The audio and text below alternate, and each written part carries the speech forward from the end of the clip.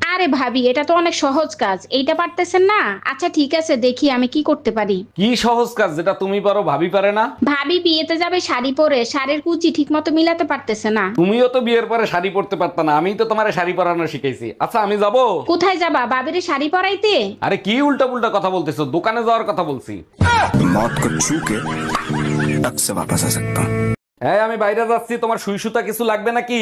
দর্জির কাজ করতে আর ভাল লাগে না। এই শোনো, পাশের বাড়ির নতুন ভাবির নাম্বারটা একটু নিয়ে আসো তো। আরে ওনার নাম্বার তো আমার মুখস্থ, লেখো কোমর 32 সিনা 36। আমি ভাবির মোবাইল নাম্বার আনতে বলছি।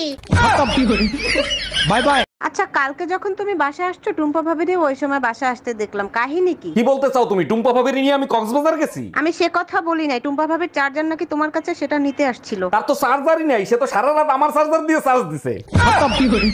কি ব্যাপার, আজকে এত তাড়াতাড়ি চলে আসলে? স্কুল কি তাড়াতাড়ি ছুটি দিছে নাকি? এই তোমার ছেলে স্কুলে আজকে কি কাজ করছে জানো? দেখো, ছেলে শুধু আমার একার না, আমাদের। এবার বলো ছেলে কি করছে? ওর কাছে জিজ্ঞেস করছে তোমার বাবা কি করে, ও বলে মায়ের কাছে মার খাওয়ার কাজ করে।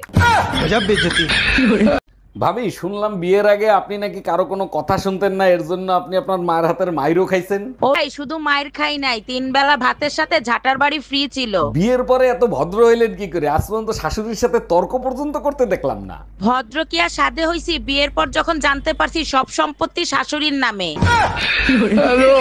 তোমারে লেগেছে এত যে ভালো, চাঁদ বুঝি তা জানে।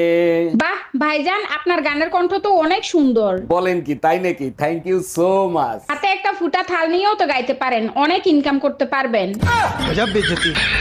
জানো রুম্পা, তোমারে বিয়ে করে একটা জিনিস আমি হারে হারে টের পাইছি। কি টের পাইছো? আমারে বিয়ে করে তোমার জীবন নষ্ট হয়ে গেছে তাই না? আরে না, হেলমেট আর ঘরের বউ দুইটাই মাথার বোঝা। ঠিক বলছো, তবে হেলমেট মাথায় না থাকলে যেমন গাড়ি চালাইতে পারবা না, তেমনি বউ মাথায় না থাকলে শান্তিতে সংসার করতে পারবা না। আরে ভাবি, আপনি দিন দিন শুকিয়ে যাচ্ছেন, শরীরে কোনো রোগ হয়েছে নাকি? ওই আর বললেন না, আজব একটা রোগ হয়েছে, দুধ চা খাইলেই রোমান্স করতে ইচ্ছে করে। বলেন কি ভাবি, আমার বাপের জন্মে এরকম রোগের কথা শুনি নাই। তা ডাক্তার দেখাইছিলেন? দেখাইছিলাম, ডাক্তার বলছে আগে দুধ চা খান, তারপর চিকিৎসা করব।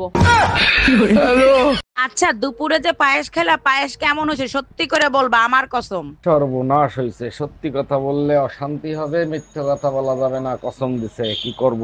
আরে কি হইলো, চুপ করে আছো কেন? বলো না কেন, বলো। তুমি কি জানো তোমার হাতের ছোঁয়া পেলে বিষও অমৃত হয়ে যায়? তুমিও না সব সময় একটু বাড়িয়ে বাড়িয়ে বলো।